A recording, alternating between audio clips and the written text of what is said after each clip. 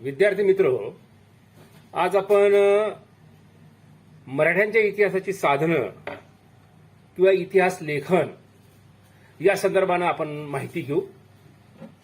कारण की मराठ्यांच्या इतिहासाचा अभ्यास करायचा असेल तर कोणत्या साधनांचा उपयोग आपण केला पाहिजे किंवा कुठले महत्वपूर्ण ग्रंथ आहेत की ज्यांनी इतिहासाच्या संदर्भातनं मराठ्यांच्या इतिहासासंदर्भातनं लिहिलंय आणि त्याचा आपण अभ्यास केला पाहिजे.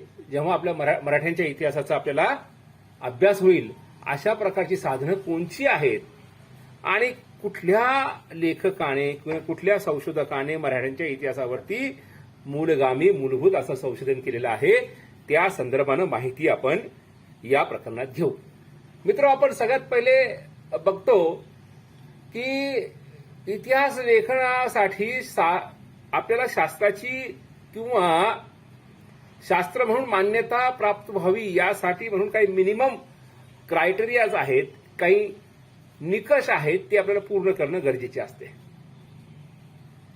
की ऑगस्ट कॉमच्या प्रत्यक्षवादाचा सिद्धांताचं पालन करून साधनांचा उपयोग आपण केला पाहिजे इतिहास लेखनामध्ये, तरच त्याला साधन म्हणतात. अदरवाईज ती दंतकथा ठरते किंवा साहित्य ठरते.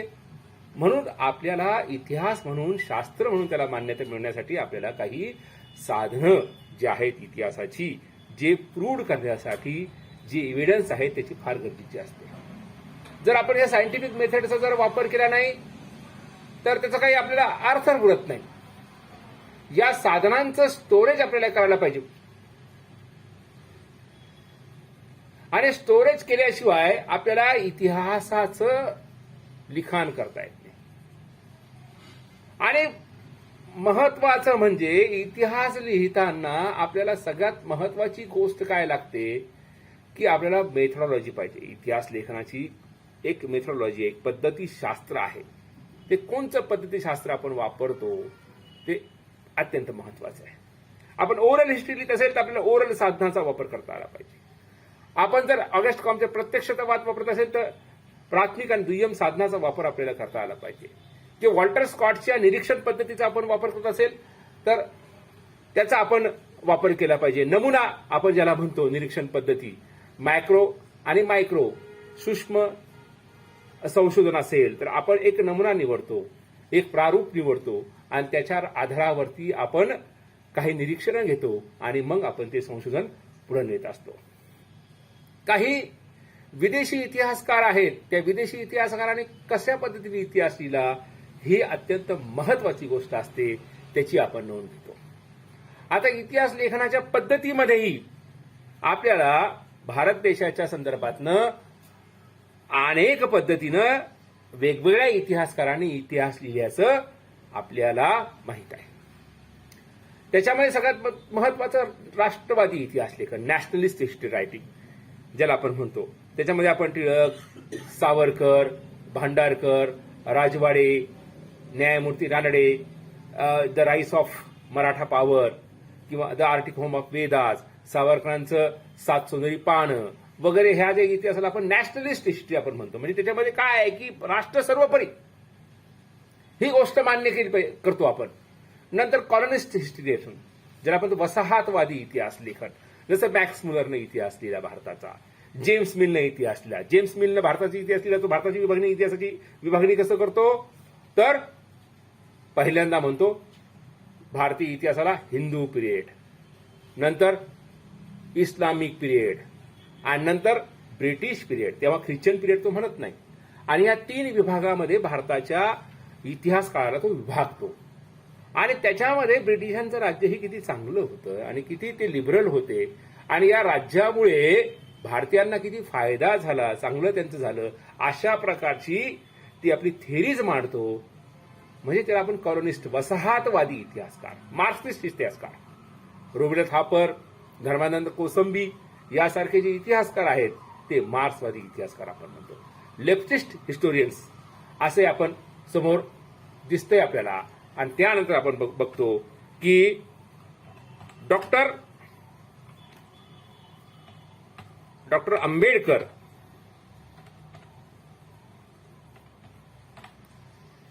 आंबेडकरांचं एक इतिहासाचं एक आकलन आहे स्वतःचं.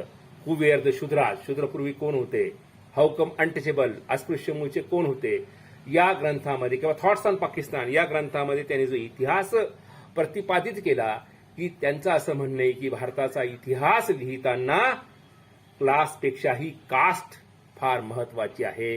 जात केंद्रित इतिहास भारतामध्ये लिहिला जातो, म्हणून जात वर्गाचं जे अस्तित्व आहे, डिप्रॉइड क्लास आहे, सुप्रिमेस्टिक क्लास आहे, यांच्यामधलं जे काय द्वंद्व आहे भारताच्या इतिहासामध्ये ते एक अत्यंत महत्वाचं आहे. ते इतिहासाची व्याख्या करतात. History means change. History is a record of change.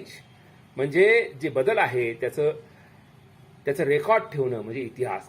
Leftist इतिहासकार आहेत. काय लेफ्टिस्ट इतिहासकार आहेत ते स्वतःला डाव्या विचारसरणीच्या माध्यमातून आपला इतिहास लिहितात आणि वर्ग संघर्षाचा इतिहास मांडतात. ते लिहितात की मुघलांनी किंवा इस्लामिक आक्रमणकाऱ्यांनी जी मंदिरं लुटली तर मंदिरं हे त्या काळातली बँका होत्या, त्याच्यामध्ये धन दौलत संपत्ती असायची म्हणून ते लुटत होते. आणि आहेरे आणि नाहेरे वर्गाचा संघर्ष भारतामध्ये जो त्यांनी निर्माण करण्याचा प्रयत्न इतिहास लेखनामध्ये ते करतात. त्याच्यामध्ये आर.सी. मुजुमदार असतील, तपन सिन्हा असतील, थोड्याशा ज्याला आपण म्हणतो रोमिला थापर आहेत, हे इतिहासकार याच्यामध्ये येतात. धर्मानंद कोसंबी आहेत आणि एक शरद पाटील म्हणून इतिहासकार आहेत, तेही याच्यामध्ये आपली भूमिका निभावताना दिसतात. नंतर आपण बघतो की भारताच्या इतिहास लेखनामध्ये जे सोर्सेस निर्माण करण्याचा प्रयत्न केला आहे तो आपण बघतो की बी का राजवड यांनी मराठ्याच्या इतिहासाचे 22 व्हॅल्यूम त्यांनी प्रकाशित केले, खंड त्यांनी प्रकाशित केले आणि ती साधने त्यांनी जमा केली.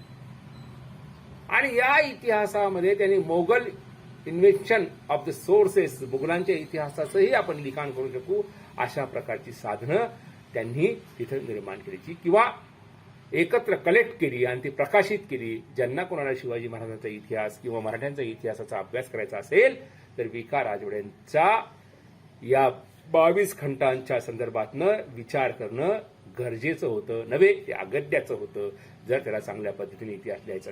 यानंतर आपण बघतो संस्कृत साहित्य. राधा माधव विलास चंपू हे जे शिवाजी महाराजांच्या काळात लिहिलेलं जे आहे, शहाजीराजांच्या विशेषतः शहाजीराजांचा शिवाजी महाराजांच्या काळामध्ये ज्याचं एक व्यापलेलं आहे या राधा महाराज विलास चंपू या आख्यानामध्ये, या ग्रंथामध्ये त्याचाही शिवाजी महाराजांचा इतिहास लिहिण्यासाठी आपण महत्वाचा उपयोग करू शकतो. जयराम पंडितनं 1653 ते 1654 मध्ये बँगलोरमध्ये तो ज्यावेळेस होता त्यावेळेला त्यांनी छत्रपती शहाजीराजांची बायोग्राफी म्हणजे ज्याला आपण जीवनचरित्र लिहिलं, त्यांचं राजकारण लिहिलं आणि त्यांनी याच्या संदर्भात जे नायक्स होते तिथल्या भागातले कर्नाटक आणि तामिळनाडू वगैरे तंजावर नावाचा भाग, त्या भागातल्या संदर्भातला इतिहास लिहिण्यासाठी हे अत्यंत महत्वाचं असं डॉक्युमेंट आपल्यासमोर उपलब्ध होतं. त्यानंतर शिवभारत. शिवभारतमध्ये कवी परमानंदानं मालोजी राजाच्या पासून इतिहास सुरू करतो तो शिवाजी महाराजांच्या पर्यंत तो इतिहास आणतो. हा पद्याच्या स्वरूपात दिलेला असला, कवितेच्या स्वरूपात जरी लिहिला असला तरी याच्यामध्ये अनेक घटना, अनेक बाबी याच्यात जोडलेल्या आहेत. 32 अध्याय या कवी परमानंदाच्या शिवभारतमध्ये आहेत आणि 1660 पासून याचं एडिशन आहे आणि हे पब्लिश झालेले 1927ला एस.एम. दिवेकर नावाच्या एका व्यक्तीनं याला प्रस्तावना लिहिली आणि 1927ला ते प्रकाशित केलं. त्यानंतर आपण अनुपुराण नावाचा ग्रंथ आहे, परमानंद शेजवळकर याच्यावरती देवदत्ता आणि गोविंद यांनी जे व्ह्यूज मांडलेत, रायटर्स लिहिल्यात आणि याच्यामध्ये सुद्धा मालोजी राजा तो संभाजी राजा, शिवाजी आणि संभाजी यांचा संबंध या संदर्भातली बरीचशी माहिती अनुपुराणमध्ये मिळते. ज्याला छत्रपती शिवाजी महाराजांचं संशोधन करायचं असेल त्यासाठी अत्यंत महत्वाचं हे सोर्स आहे.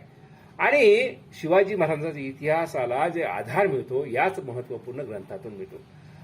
आणि बडोद्याच्या ओरिएंटल इन्स्टिट्यूटनं 1952ला हा अन्नपुराण नावाचा ग्रंथ प्रकाशित केलेला आहे.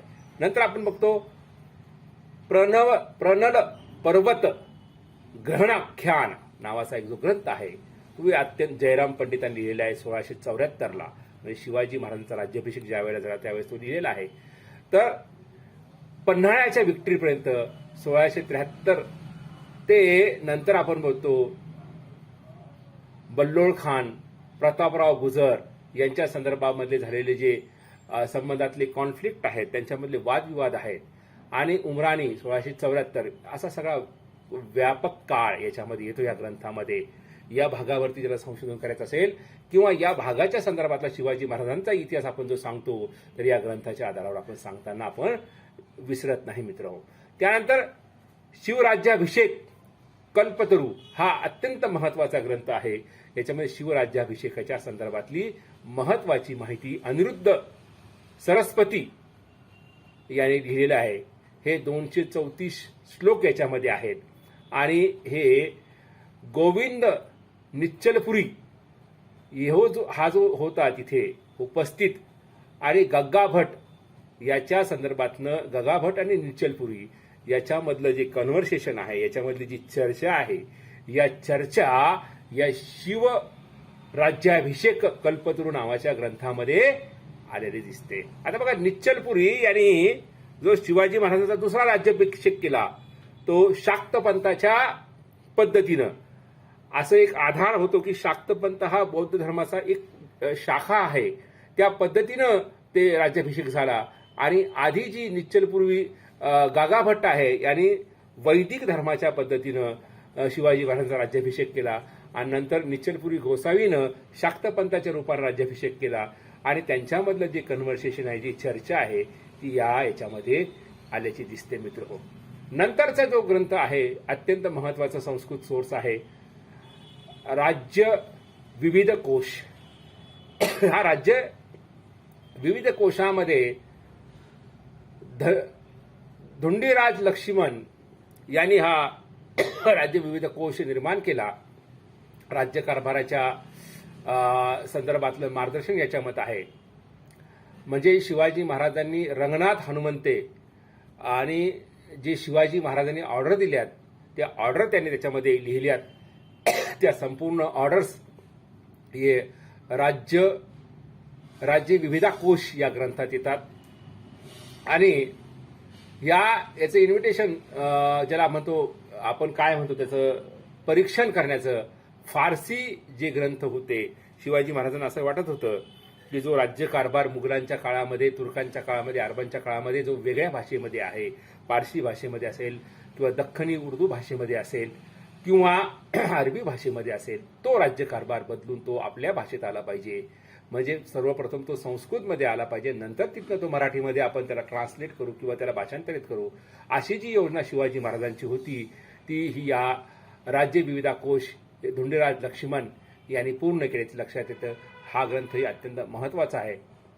नंतर पुढचा जो संस्कृत ग्रंथ येतो राजाराम चरित्रम, म्हणजे राजाराम महाराज जे आहे छत्रपती शिवाजी महाराजांचे दुसरे पुत्र, यांच्या काळात केशव पुरोहित पंडित यांनी 1690ला हा ग्रंथ लिहिला. हा ग्रंथ शिवाजी महाराजांचा संभाजीचा जो प्रवास आहे, संभाजी टू राजाराम, जिंजी, केशव पंडित, आणि हा जो केशव पंडित आहे हा राजाराम महाराजासोबत जिंजीपर्यंत जो प्रवास त्यांनी केला. नंतर मराठ्यांच्या राज्यावरती मुघलांचं मोठं आक्रमण झालं आणि त्याच्यातून तो स्वतःचा बचाव करण्यासाठी जिंजीकडे त्यांनी पलायन केलं. त्यावेळेच्या प्रवासामध्ये हा केशव पुरोहित त्यांच्या सोबत होता आणि मग ते सोबत असल्यामुळं त्यांनी तो ग्रंथ लिहिला. आणि हा सरस्वती महाल लायब्ररीमध्ये हा ग्रंथ आपल्याला मिळतो. बेंद्रे, वासी Bendre, Thanjavur, published by V.C. Bendre, वासी बेंद्रे 1931 साली हा ग्रंथ त्यांनी प्रकाशित केलाय. तो ग्रंथ आपल्याला उपलब्ध होतो. तो शिवाजी महाराजांचं एक महत्वाचं साधन म्हणून आपण त्याला बघतो मित्र हो. नंतर हिंदी सोर्सेस आपण बघतो, त्याच्यामध्ये शिवभारत आहे, अनुप्राण आहे, पानर पर्वत ग्रहणाख्यान आहे, शिवराज्याभिषेक कल्पतरू आहेत. हे सगळे ग्रंथ नंतर आपण हिंदी भाषेमध्ये सुद्धा त्यांनी प्रकाशित केलेले आहेत मित्र. तर हे जे अभ्यासाचा विषय आहे. त्यानंतर आपण तर भौतिक साधनामध्ये जे गडकिल्ले आहेत, गडकिल्ले तर आहेत, त्यांचे महाल आहेत, त्या काळातली वापरली जाणारी शस्त्र आहेत, त्या काळातली नाणे आहेत, शिवराई नावाचं नाणं, होन नावाचं नाणं, या सगळ्याच्या आधारावर आपण शिवाजी महाराजांच्या संदर्भातला इतिहास अभ्यासू शकतो आणि शिवाजी महाराजांच्या किंवा मराठ्यांच्या संदर्भातला इतिहासाचं लेखन सुद्धा करू शकतो. मित्र हो, आपण हे लेक्चर ऐकलं, धन्यवाद.